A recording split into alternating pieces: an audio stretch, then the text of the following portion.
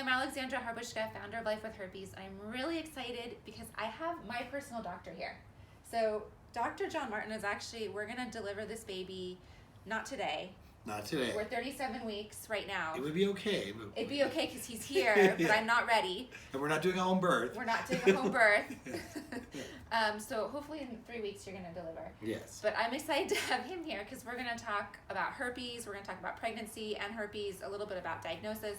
But before I get into that, I just want to introduce Dr. John Martin, who has been in private practice here in Las Vegas for over 20 years.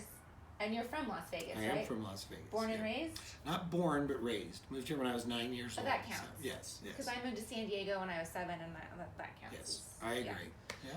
So proud graduate of Valley High School and UNLV. Okay. There we. I don't know. I know UNLV obviously, Yes. but I don't know any of the high schools yet. But I will. Good. Because that's we're right. having a little boy, Yes. so I'll know all that. Great. Okay. Good.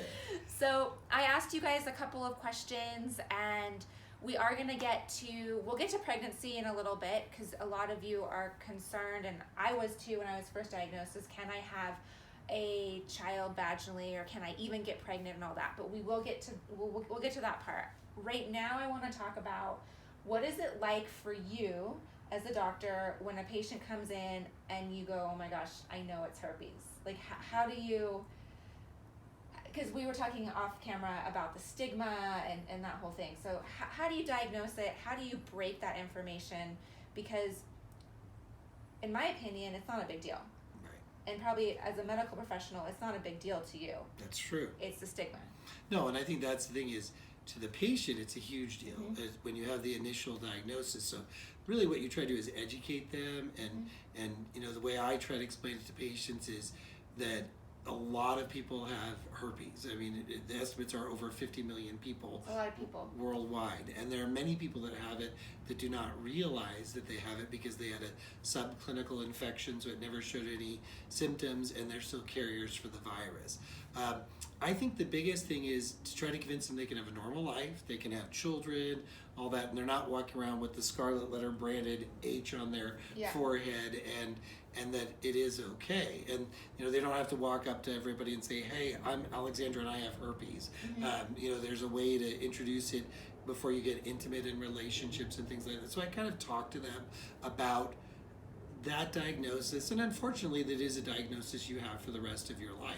Unlike chlamydia and gonorrhea, which are still STDs, you can treat those and they get better, and you can verify that they get better. So a lot of it is educating, and then talking about when you're at greatest risk to shed the virus, when you need to be careful, and all of those things. So when are you at greatest risk for shedding that virus? Well, I think a couple things. First of all, oral herpes, HSV1, can go down to the genital area. And that's a big thing right now. Right, it is.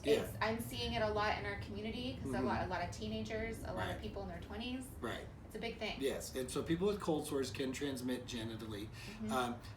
HSV1 does not shed as much as HSV2 does. So I think that's the first thing is find out which herpes you have. And there's two ways to do it. One is through a culture in the genital area, and the other is through specific, what we call serotyping or blood testing, where they can identify which herpes you have. I think that if your physician doesn't give you that information, then it would be wise to ask that. Yeah, and it is possibly negative on the serotyping if it's early in the infection, so maybe repeat a test a few months later or something like that. But I think that's a big thing, and if you have HSV2, no, there's a little bit greater risk of you shedding the virus, even without having symptoms of it, than if you have HSV1. The other thing is, of course, when you have the prodromal, that itching and that burning that you feel before you get the sores, you still can shed the virus. Okay, so that's good to know, because I get that question a lot. Right. Is my itchy, tingly, am I contagious? Yes, and that's when you should avoid intercourse or have protected intercourse, and because that's a greater risk. When you go on prophylactic medication, and this is always the dilemma, I think, as a physician, is who do I put on the prophylactic medication? Because the prophylactic medication does decrease the shedding, but you know, it's taking a medicine. Now, there's no long-term data that shows, there's studies several years out that show taking prophylactic medicine does not hurt people's like liver function, renal function, anything like that. But it is it is, if you don't want to take a medicine every day, but you do shed less when you take the medicine every day. Because that is the best way to prevent transmission. Exactly. Yes. And protected intercourse. But see, here's the problem with that is we don't always use it. Yes. Or we forget. Or we want to have babies. We want to have a baby, yes. Or it's like, we start and then we stop. Well, that's actually when I counsel teenage patients, I talk to them about correct use of condoms, because oftentimes people start intercourse without a condom on. Of course. And then they put it on before ejaculation. And I say, look, there's STDs. In fact, the most common STD, the human papillomavirus, which is associated with abnormal pap smears and genital warts and cervical cancer, and herpes can be transmitted on skin-to-skin contact. Right, so it has nothing to do with actually sex. Right, just skin-to-skin contact. Right. So, yes. Interesting. And that's great that you tell the teenagers that too, because condoms are great at preventing pregnancy. Right. They're great at that. That's what they're great for. But they're very good. Yeah, okay. Birth control pills are better. Because then you're taking... Or IUDs. That's what I always had, an IUD. Condoms, when used even absolutely correctly, are about 80% effective for preventing pregnancy. So I always tell my patients who are on another form of birth control, condoms with new partners until they are ready to take a risk of going without condoms. But understand this, that's when you have to have had the conversations with your partners. Have you been exposed to HPV? Have you been exposed to herpes, or to your knowledge? And even insist they go get testing if you want to. And that's something I talk about too, is so we're not educated on sex, really. Like we're not educated on safe sex, we're not educated in that whole area. What the education we get is from Hollywood, we get from movies, we get from two people meet, they have this lust at the bar, and then they go home, and that's that, and everything works out, right? Yes. But that's not really... It's not real life. Well, it is real life, and the problem is... It shouldn't be real life. Right. Yes. The problem is you really are putting yourself at risk and a partner risk, because we're not necessarily getting tested in between partners. I forget the statistic of how many sexually active adults actually get tested, and it was really slim. I don't know that, but I would guess it's very small. It was very low. It was a very scary number. Yeah, it's probably less than 10%, I would guess. Very scary. Yeah, and to think that we have diseases, I guess, for lack of better words, that we can have for the rest of our life, but we are then educated through Hollywood that is like, oh, everything's fine. Right. But back to herpes and the stigma. So medically, it's not a big deal at all for you. Like when as a doctor. So for example, I came to you. I told you I have genital herpes. I'm pregnant.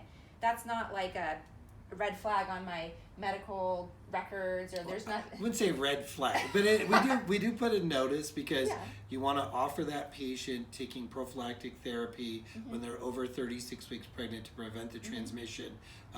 To the baby. In fact, the transmission is less than 1%. Which is huge. If you put somebody on prophylactic. Small, but huge, you can do that. Yes, and so it makes me do. So we don't put red flags on anything, but just in your what we call our problem list, if you will, that we note that you have a history of HSV, and we want to make sure that we offer you going on the prophylactic antiviral medications before delivery, and we usually start that at 36 weeks, because that's what's recommended by the American College of Obstetrics and Gynecology. Great, because I get that question all the time from both men and women. So men ask me, can I have a baby? Do I have to use a am I going to have to use a condom for the rest of my life with my wife? Can I have a baby? I had people saying, should I use a turkey baster? And I'm like, guys, like, if you're at the point of wanting to have a baby with somebody, herpes is the least of your problems. Right? I always say all relationships go to the point of unprotected sex. Right. Either because of you want that intimacy, or you want to have children, or you trust that person enough, whatever it is. But then there always has to be conversations about previous exposures, previous partners. I going back to teenagers, I say, if you're scared to look at it, you shouldn't have sex with it. And so look in the genital area, look to see if they have any sores, and ask questions. So to me, that's the part too. Ask questions. We get scared to ask them, because we're thinking like, oh, maybe they won't like me, or Yeah. No, I think that's really the biggest thing I try to do is educate patients that it is nothing to fear. They can have children, they can have intimate relationships, they can get married, all of those things that you dream of. Because, like I said, I think a lot of people, when they hear that diagnosis, they instantly feel like they've got the H on their forehead of the scarlet letter. And they're shut down. Right. And they do not need to fear to be intimate. Do you see a lot of patients, so when they are diagnosed and you follow up with them 6 months, a year, you see them over time, have you seen a lot of patients kind of deflate over time? Oh yeah, definitely. I mean, I think the first visit is always horrific because you're telling them they have a sexually transmitted disease and they may not have put themselves at risk. They may not have been very cavalier about partners or had multiple partners, but it doesn't matter. Unfortunately, like they teach you in 10th grade health class, when you have sex with one person, you have sex with everybody they ever had sex with. Right. So you may not have made bad choices, and neither is your partner, but somebody along the line got exposed to the virus. And so I think that initial visit is always shocking and difficult, but that I feel is my job as the physician to kind of get them to relax and understand. You always confirm the diagnosis. Even, I'll tell people, I'm very suspicious this is herpes. And, here's what that means if it is. But I'm going to do the cultures, I'm going to do the blood test, and then I bring them back. We talk again and just go through that with them. That's good you bring them back, because when I was diagnosed, I got a phone call. Yeah. And I was driving. They still may get the phone call. Okay. But I usually have them follow up with me to talk about it. Yeah, that's good. See, I didn't have that. I was driving, and it was like a shock while you're driving, Yeah, no, and I think it's you got to help people through that. But I do think people deflate. Like after a while, they get comfortable with it, and this is where I think it's. There's oversharing and there's sharing, and you take a great risk by putting yourself out there on the internet. But I think one of the things that is very good is so people don't feel alone in a diagnosis. Like when a woman has a miscarriage, she has to realize other women have miscarriages. When you have herpes or STDs of any type, you have to know that the people have been there. When I diagnose women with herpes or abnormal pap smears, I said, you're going to have some of your girlfriends who you're really close to who are going to tell you they have the same thing. And it doesn't mean you're a terrible person, and it doesn't mean there's anything wrong with you. And so really I just try to kind of help them through that journey. That's huge, because that's what happens is we feel so alone. Right. And because of the stigma is made to make us feel isolated, alone. Like you said, you have the big H on your forehead, all your hopes and dreams are gone, you're angry, you're discouraged, you're resentful. A lot of times you're resentful at your partner, you're resentful at yourself, and a lot of it is I like to go back to is just lack of education. Yes. We didn't know. There's so many people that go, oh, I didn't know that my boyfriend or girlfriend had oral herpes or got these things on his mouth. I didn't know that was herpes, or he didn't know, or she didn't know, or I thought I was doing it right. I thought I was using a condom every time we had sex, but I didn't know during oral sex you still can transmit it, and all these things that, again, back to lack of education. Yes. So then when people are diagnosed, they're just like, how did this happen to me? And why me? Why me? And why not somebody else? I must be the only one with this. In the world. Yes. Yes. In the world. Yeah. So are you seeing a lot, what's the age range? It's really widespread. Again, you're talking about over 50 million people in the world. So, at any given time, I've got patients that I'm either diagnosing with herpes or taking care of during their pregnancy with the diagnosis of being a carrier for HSV-1 or 2. And so to me, in fact, the HSV-1, I know this to 80% of people test positive for HSV-1. So people have cold sores and have the virus called cold sores, but may never have had a cold sore. Yeah. So or have had one. Right. And have no idea they have it. Exactly. And they're able to transmit it. Right. And same thing with HSV-2. There are people who have one outbreak and they never get another one. And so maybe they thought they had a bad yeast infection, but it turned out to be herpes. And that's the thing about herpes is that unlike a yeast infection, or say if you get strep throat or whatever, you have to take an antibiotic or yeast is not bacteria. It's antifungal. yeast. Thank you. I'm like, what's the other one? Yes. Antifungal. But with herpes, it goes away on its own. Right. So you don't actually need a medication for it to clear up. And that's what you're saying is people think that, oh, it went away, no big deal. Right. I cut myself shaving. I mean, you hear lots of different stories of what they have, and they may never get another outbreak again, which is good, but still, they should have the diagnosis. Absolutely. But that kind of leads into pregnancy, because there are sometimes people who had maybe a one outbreak one time and go years, but then pregnancy, it changes your immune system. Yeah. And so with your immune system changing, you can start to get outbreaks again. So people become mortified. Oh my gosh, I'm going to put my baby at risk and all that. And really the truth is your baby is only at risk at the very end of and with delivery. And that's why we try to do the suppressive therapy, the prophylactic therapy, to try to minimize the shed of the virus to the baby. But your baby isn't at risk as it's growing inside of you. Yeah, I get that question a lot. So there's no risk. Not at all. There's nothing, because I get that question a lot. Is there any risk with my baby inside? Will it? No. That's wonderful. With your membranes intact, with your amniotic sac intact, there is no risk of transmission to the baby. Great. So it's just during delivery. Right. Just delivery. There is some speculation, and they don't even know why, but sometimes it can get transmitted even with cesarean section, but we still recommend cesarean section. Well, it could be, because some people don't always have it genitally, right? Yes, it could be higher up on the mons, and I think that's where we've seen sometimes it spread. But we still recommend, if you have an outbreak within a week of delivery, that we do recommend cesarean section, and that is because the exposure is much less. But some people get their herpes outbreaks high on their gluteus, and sometimes they'll just say put a little tape over it, and you can still deliver vaginally. So some doctors may tell you it's okay, and I think that's discussion between you and your physician or midwife or whoever you use. But make sure that they know you've had an outbreak within a week of your delivery time. So really, during delivery, it's one of the least of your concerns. Yeah, I just look to make sure that there's no active lesions, and I ask the patients to tell me if they've had a prodromal. And the other thing, to try to less stigmatize, I think you have to have an agreement with your patients before you even get to the delivery room, that you tell them that they've got to tell the nurses if they don't want family members to know. They got to tell the nurse, and the nurse needs to tell me. And I said, I'll fall on that sword for you. I'll tell them I'm doing a C-section because the baby's too big or something like that. We're not going to walk out and make you confess to your family you have herpes. And so I think that's a conversation you have with your doctor beforehand. I was just going to ask, so what do you do? That was my next question. What do you do in this situation? Because there are a lot of people who haven't told their spouses. Right.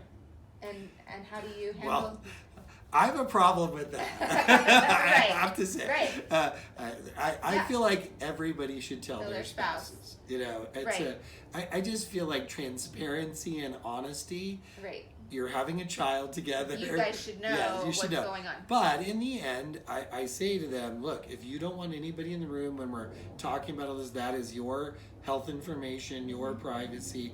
But I encourage patients to talk to their partners about this, because I feel like it should be discussed. Right. I think that's key too, because I have been getting that a lot, is like, hey, do I have to tell my doctor? Because some people were diagnosed, let's say at Planned Parenthood or something, and they're hoping that the information won't get crossed over, and they're like, do I ever have to tell anybody ever again? I'm like, yeah. Yes, you do. Absolutely. You have to talk with your doctor. Absolutely. He or she needs to be on your same page, and they're your advocate for your health. And really, at the end of the day, it's not about you. It's not about your ego. It's about the health of the baby. And that's the thing is, I always joke that you can't lie to two people. If you're religious, God, okay? Right. And two is your gynecologist. And really, you can spread that to your physician, because physicians, we need to know the truth. If you are exposing something that has risk for you or your child, then you should let us know, because that's how we take good care of you. So, you don't, again, with HIPAA, you don't, and that's the Health Information and Privacy and Portability Act, you don't have to tell your spouse.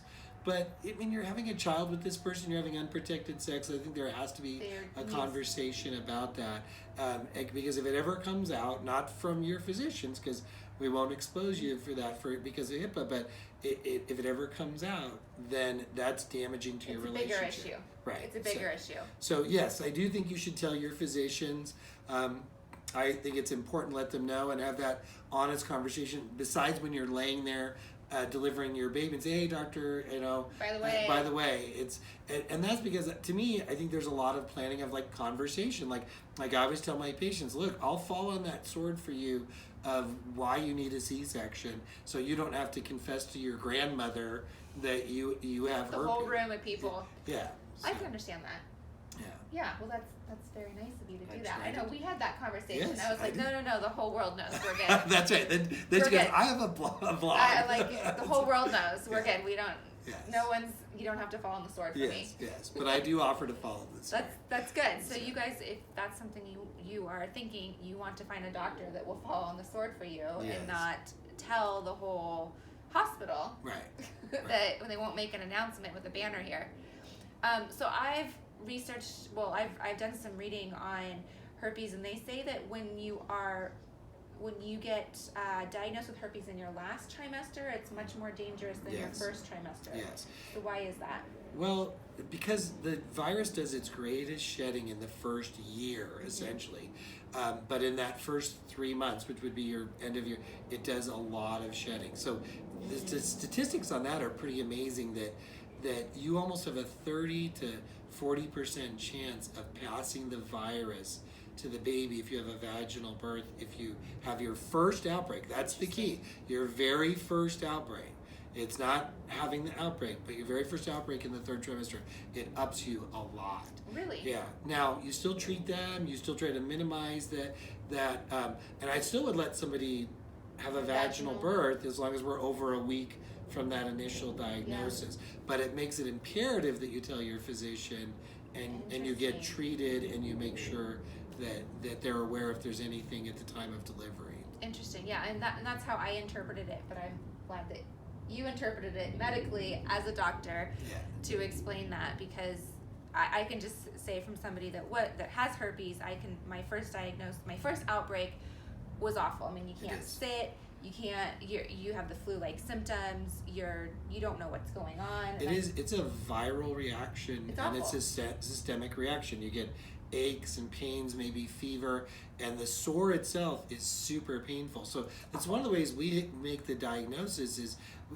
like somebody will say, well, I had a little red bump, and I say, did it hurt? And they say, no. Well, then it was probably an ingrown hair. Yeah. But if it hurt and you had a collection of little, we call them vesicles is the technical name, but the little bubbles, and it hurt very badly, then that's typically probably herpes. Something else. Yeah. Is there any way to tell how long you've had it? No, and I think if you were really sleuthy and all this, you could, with all our technology we have today, you could probably, look at the DNA and RNA of the herpes virus, and you could track it down to who gave it to you. But I mean, why? It's like, it doesn't matter. You have it, and whether that person regrets giving it to you or not doesn't matter. It's dead. And even if they know. Yeah, even if they know. And so it's HPV's kind of the same way. I tell people it really doesn't matter. We just know you're exposed. I usually say blame your worst ex-boyfriend or your worst ex-girlfriend or your worst ex-husband or wife. Whoever cheated on you, didn't treat you right, blame them. Them. Okay, Obviously. always them. Always. But to me, it doesn't matter to identify where you got it and how long you got it. And most people know how long they've had it because that first outbreak is so significant and so painful. Yeah, and that's what I like to tell, the community is, hey, let's not go back to that person, because people go, oh, should I sue them? And it's like, you know what? Move forward. Look at it as an opportunity. Now it's your choice to not put someone in that same position that you were in. You weren't maybe educated on it. Their partner didn't tell you about it. You didn't know. You were in a position of like, I didn't know that this person had it. So now you going forward with new partners can put that partner in the position of making his or her own decision, opposed to like, well, I didn't know. No, I think the only time you make a big deal of it is, of course, if it's a sexual assault. Yeah. Then of course you want that person to burn in hell. Sorry. Yeah.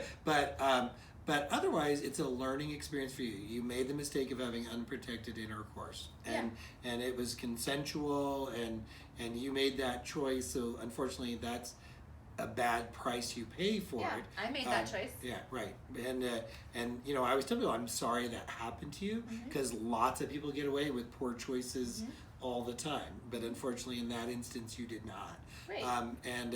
But don't dwell on, again, the past is the past.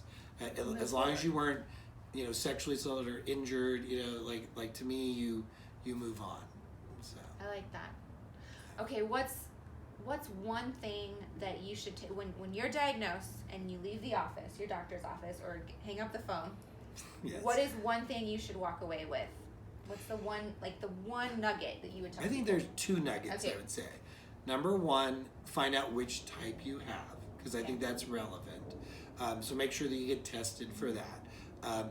And number two, make sure that you know when you are pregnant as a female that you have the opportunity to go on what they call prophylactic antivirals. You take them from 36 weeks on, and you'll have a less than 1% chance of transmitting the herpes virus to your baby. And I just want to add that herpes virus in newborn babies is very significant. It can cause a brain infection. It can cause blindness. I mean, it's a serious thing. So you want to do everything you can to prevent that from happening. I love it. I have one more question for you. I was going to end with that, but I kept going. How many times have you had to switch and do a C-section?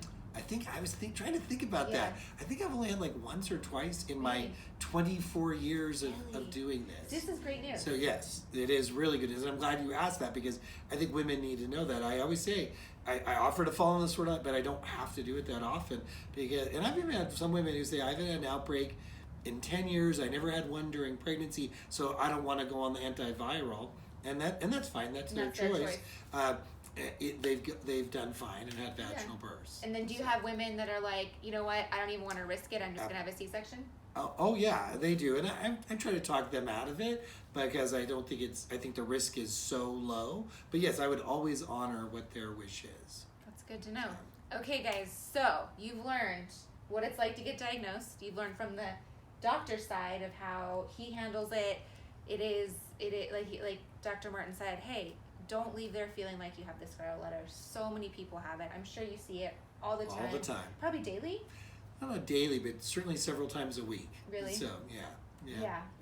I mean, I remember what it was like to go in. Yes. It was a bad day. Yeah. It was a bad day. It's a terrible day. It's a terrible day. You're in pain, the whole thing. Yeah. But anyways, we've learned a lot about pregnancy. We've learned a lot about delivery, which is really one of the main things as a woman, whether you want to have children at that point in your life, but it's because I know when I was diagnosed, I wasn't sure if I wanted to have children, but I still wanted to know, absolutely, is this an option for me, or did I just completely destroy my future, you know? Right. And no, so we have the future is bright. You're good. You're good. Everything's going to be even with fine. herpes. Even with herpes. Life is going to be just fine. Yes, good. So if you have any questions, make sure that you leave comments below. I will talk to Dr. Martin about them.